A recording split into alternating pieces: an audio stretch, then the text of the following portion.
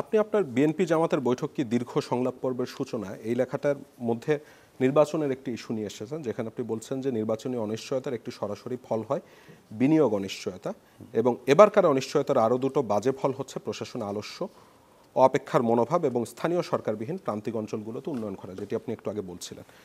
তাহলে বিএনপির পক্ষ থেকে যে দাবিটি বারবার করা হচ্ছে যে সংস্কারের প্রক্রিয়াতে যদি আমরা এখন চলে যাই সেটা অনেক দীর্ঘমেয়াদী হবে এবং নির্বাচিত সংস্কার মানে সরকার ছাড়া যদি এই সংস্কার প্রক্রিয়াগুলো হয় তাও টেকসই হবে না। নির্বাচনও তো আমাদের দরকার, আবার সংস্কারও দরকার, দুটির মেলবন্ধন ঘটবে কিভাবে? খুবই সহজ, এটা অত কঠিন কিছু নয়। আসলে আমাদের নির্বাচন প্রয়োজন, এই বিষয়টা আমি আগে এবং দ্রুতই হয়তো প্রয়োজন, দ্রুতই প্রয়োজন, কিন্তু সংস্কারের অনেক কিছুই দ্রুত হতে পারে। ছোট ছোট বিষয় মনে করুন, আমি শ্রমিকদের কথা আগে বলছি, কারণ বৈষম্যের জায়গায় সবচেয়ে বঞ্চিত জনগোষ্ঠী তো শ্রমিকরা।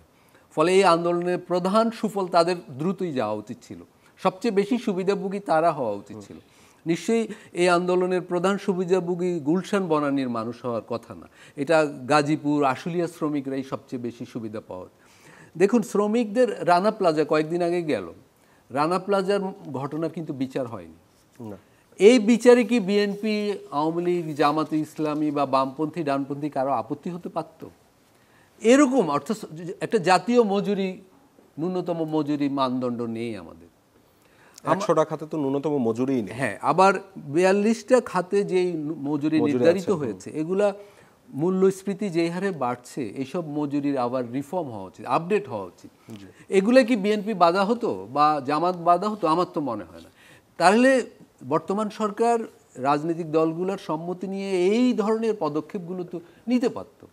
শ্রমিকদের বিষয়ে এরকম 10টা পদক্ষেপ নেওয়া যায়, নারীদের বিষয়ে নেওয়া যায়, দলিতদের বিষয়ে নেওয়া যায়। ঢাকা শহরে মনে করেন যাদের কথা আমরা শুনি না, সারা দেশের 50 লাখ সরকারি হিসাবে দলিত জনগোষ্ঠী আছে।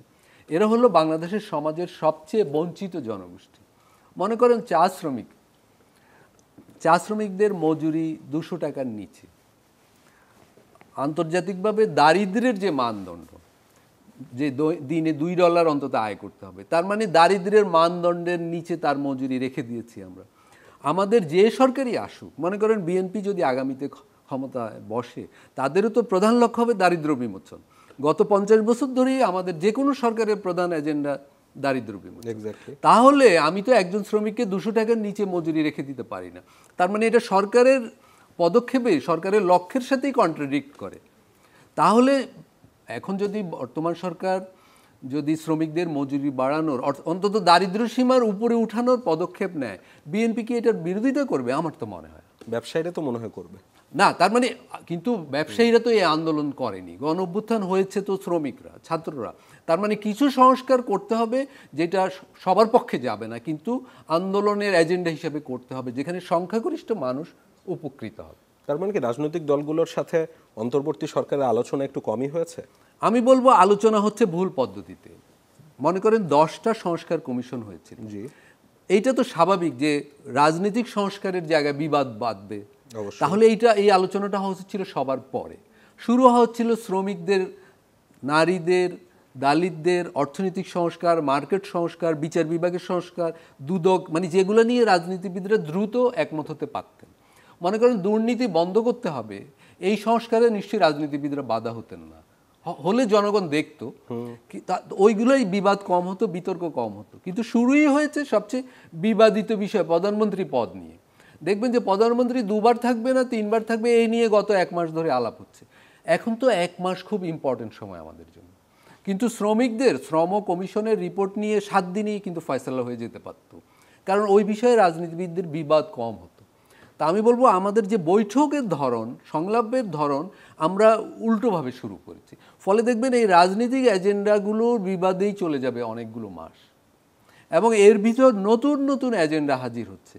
এখন চলে এসেছে মানবিক করিডোরের প্রশ্ন, আরও অন্যান্য প্রশ্ন চলে এসেছে। আমাদের তো প্রথম হওয়া উচিত ছিল স্থানীয় সরকার সংস্কার, প্রশাসনিক সংস্কার। আমরা যে জেলা ভিত্তিক, উপজেলা ভিত্তিক শাসন কাঠামো রেখে দিয়েছি, সেখানে জনপ্রতিনিধিরা কিন্তু শাসকের জায়গায় নেই।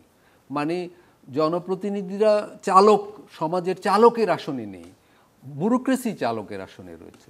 তো তো আমাদের তো 90-এর চেতনা, 71-এর চেতনা, 24-এর চেতনা হলো জনপ্রতিনিধিরা, জনগণ সিদ্ধান্ত নিবে তার এলাকার উন্নয়ন কী হবে। তো এই সংস্কারগুলো রাজনীতিবিদরা বাধা হবেন কেন? ফলে এগুলো নিয়ে আলোচনাটা প্রথমে শুরু হওয়া দরকার।